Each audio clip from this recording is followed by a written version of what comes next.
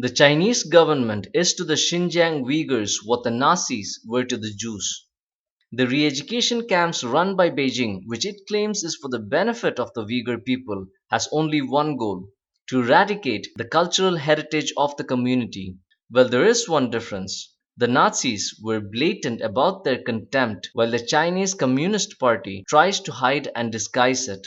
A survivor of one of these camps, a woman named Zumuret Dawut, recently recounted her experiences to Radio Free Asia.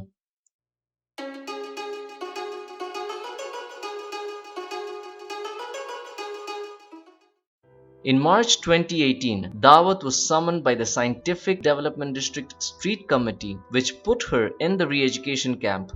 Authorities first sent her to a hospital. They took her blood samples, x-rayed internal organs, tested the eyes, and took her fingerprints. It was only then that she was taken to the camp. Stepping inside, Dawut realized that the place had nothing to do with education but was just a prison.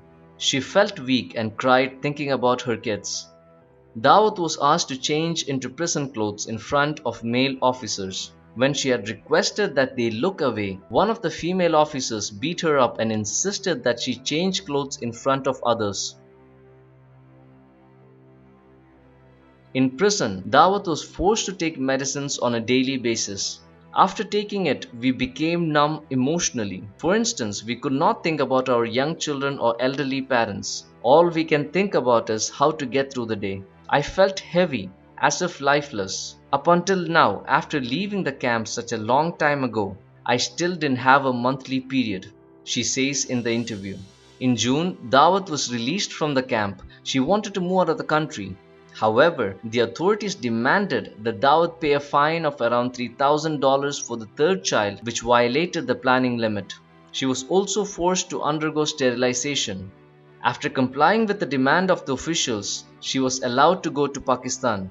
In April this year, Dawut moved to Washington together with her husband and 3 kids. More than 1.5 million Uyghurs are believed to have been sent to such camps to root out politically incorrect ideas and strong religious views. There are indications that the government is expanding its persecution program to other minorities in the country, especially Islamic ones. Of course, we are afraid we'll become the next Xinjiang, but what can an individual do? We can only take it year by year, one Hui ethnic man said to NPR.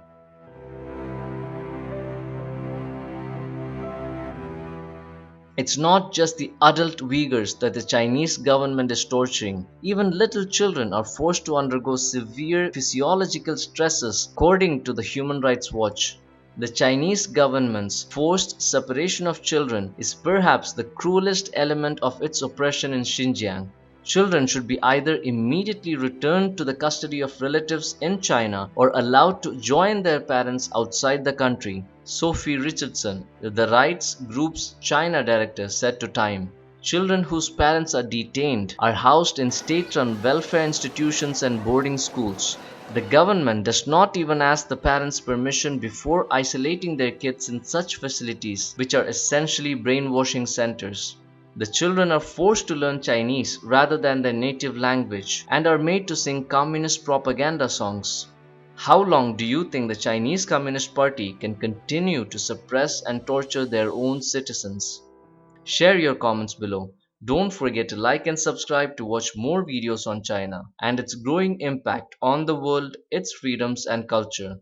Hit the notification bell and be sure to share our news content on social media for a better informed network.